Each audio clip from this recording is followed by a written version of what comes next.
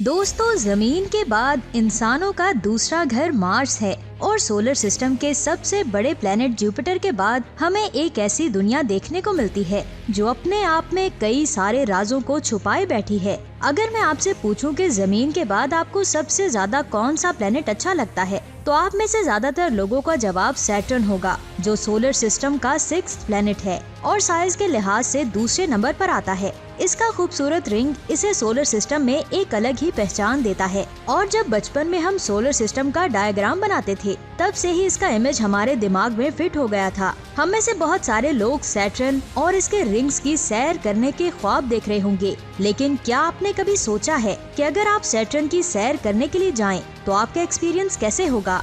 1 सितंबर 1979 में नासा का pioneer 11 spacecraft Saturn के पास से गुजरने वाला पहला स्पेसक्राफ्ट था। लेकिन जब बात इसे ऑर्बिट और एक्सप्लोर करने की आती है, तो हमारे सामने सिर्फ कैसिनी वेगस मिशन का ही नाम आता है। 1997 में लॉन्च किया गया कैसिनी स्पेस प्रोब 2004 में सैटर्न के ऑर्बिट में पहुंचा था और इसने 2017 तक सैटर्न और इसके मून्स को ऑर्बिट करते हुए उनके एटमॉस्फेयर और इंटरनल कंडीशंस की डीपली स्टडी की थी और सैटर्न को घेरे हुए गैस क्लाउड्स के नीचे छुपे राजों से भी पर्दा उठाया था। आखिर सैटर्न के गैस क्लाउड्स के नीचे इसके एटमॉस्फेयर में क्या छुपा है और क्या होगा अगर हम सैटर्न की सैर पर चले गए? तो आप सोच क्या रहे हैं? अपने अपने स्पेस सूट्स पहन लीजिए और इफ टीवी के स्पेस क्राफ्ट में बैठ जाएं, क्योंकि आज मैं आपको सैटर्न की सैर पर लेकर जाऊंगी। इफ टीवी के दोस्तों, जैसे कि मैंने अभी आपको बताया था कि कैसिनी स्पेस प्रोब को सैटर्न तक पहुंचने में तकरीबन 7 साल लग गए थे और अगर आज की टेक्नोलॉजी से हम सैटर्न तक जाने की कोशिश करें, तो हमें भी 7 से 8 साल का टाइम लग जाएगा। आप जरा इमेजिन कीजिए कि आपका स्पेस क्राफ्ट सैटर्न के ऑर्बिट में पहुंच चुका है और आप अपने स्पेस क्राफ्ट का गेट खोलकर सैटर्न की तरफ जंप करते हैं। सैटर्न की तरफ बढ़ते हुए इफ टीवी के दोस्तों को इस प्लेनेट और इसके रिंग्स का खूबसूरत नजारा देखने को मिलने वाला है। लेकिन इससे पहले कि आप सैटर्न के ज्यादा करीब जाएं, मैं आपको वार्न करती हूँ कि सैटर्न पर जाना हमारे लिए खतरे से कम नहीं है और अगर सैटर्न जैसे हेल प्लेनेट पर आप सरवाइव करना चाहते हैं, तो आपको इसके लिए स्पेशली स्पेस डिजाइन सूट की जरूरत होगी। दूर से देखने पर आपको इसके रिंग सर्कुलर शेप डिस्क के जैसे लग रहे होंगे, लेकिन असल में ये रिंग्स आइस, रॉक्स और डस्ट पार्टिकल्स के बने हुए हैं। सैटर्न के एटमॉस्फेयर में सेफली एंटर होने के लिए आपको इसके रिंग से भी सेफ होकर गुजरना होगा और ये जरूरी नहीं कि आप सैटर्न पर उतरने के लिए वो एंगल ही सेलेक्ट करें। आप ऊपर से भी जंप कर सकते हैं, लेकिन अगर आप एडवेंचर चाहते हैं तो जैसे आपकी मर्जी।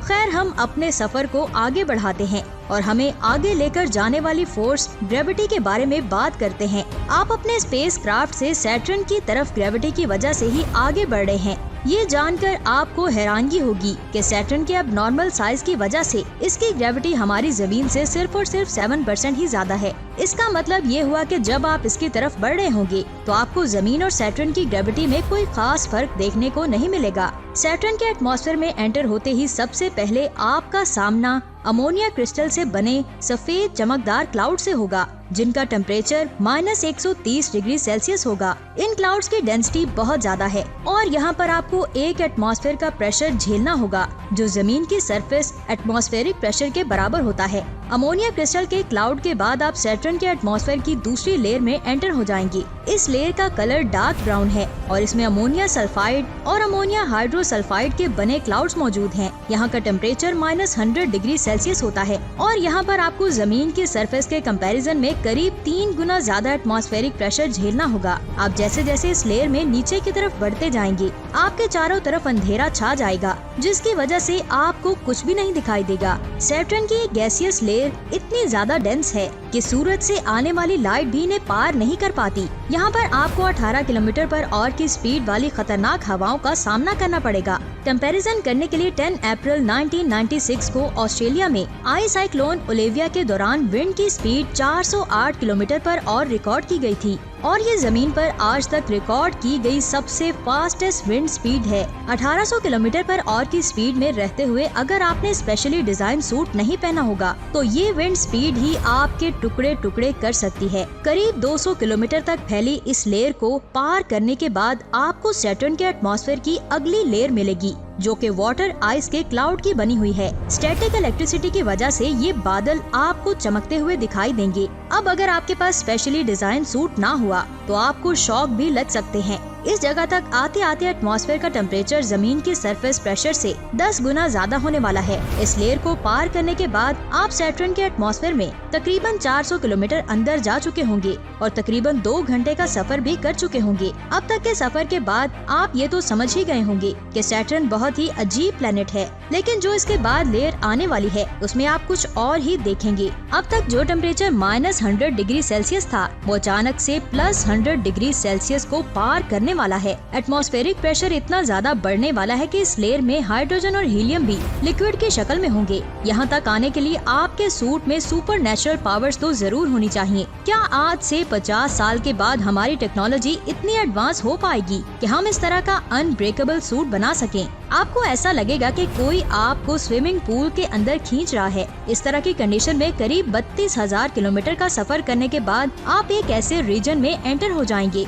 जहां का एटमॉस्फेरिक प्रेशर जमीन के सरफेस से करीब 20 लाख गुना ज्यादा होगा और इसका टेम्परेचर 9000 डिग्री सेल्सियस तक पहुंच जाएगा। इस एक्सट्रीम कंडीशन में आपको मेटेलिक हाइड्रोजन देखने को मिलेगी और ये एरिया आपको व्हाइट कलर में चमकता हुआ दिखाई देगा। सैटर्न की इन अलग अलग लेयर्स में हफ्तों तक ट्रेवल करने के बाद आप उसकी कोर तक पहुंच पाएंगे, जो इसके ऊपर एटमॉस्फेयर से करीब 56,000 किलोमीटर नीचे है। ऐसा कहा जाता है कि सैटर्न की कोर मेटेलिक आयरन की रॉक्स की बनी हुई है, जो जमीन के साइज से डबल साइज की है। अब एक तरफ जहां जमीन का रेडियस 6378 किलोमीटर है, तो वहां सैटर्न की कोर का रेडियस 12,000 किलोमीटर से भी ज्यादा है। सैटर्न की आयरन कोर और मेटेलिक हाइड्रोजन की लेयर मिलकर इसकी इमेंसली स्ट्रॉन्ग मैग्नेटिक फील्ड को जनरेट करती है। सैटर्न की कोर का टेम्परेचर करीब 12,000 डिग्री सेल्सियस है। यहाँ पर आपको जमीन के कंपैरिजन में 1 करोड़ गुना ज्यादा एटमॉस्फेरिक प्रेशर झेलना पड़ता है। यहाँ पर पहुँचने के लिए आपके स्पेशली डिजाइन सूट में टेम्परेचर और प्रेशर को झेलने की अनबिलीवेबल पावर होनी चाहिए।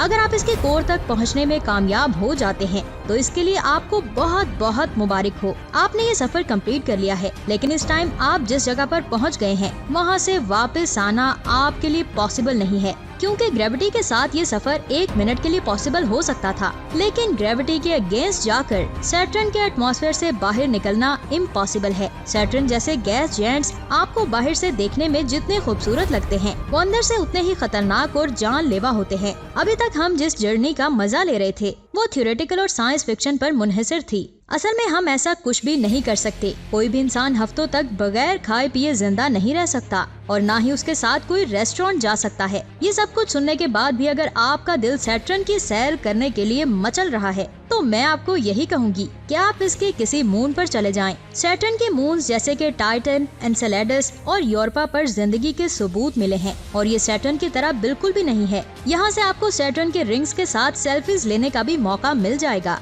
आपको सैटर्न का ये सफर कैसा लगा हमें नीचे कमेंट्स करके जरूर बताएं। अगर वीडियो अच्छी लगी तो वीडियो को लाइक एंड शेयर करें और इसी तरह के इन्फॉर्मेटिव वीडियोस देखने के लिए हमारे चैनल के साथ अटैच रहें। मिलते हैं अगली वीडियो में, तब तक दें इजाजत। अल्लाह हाफिज।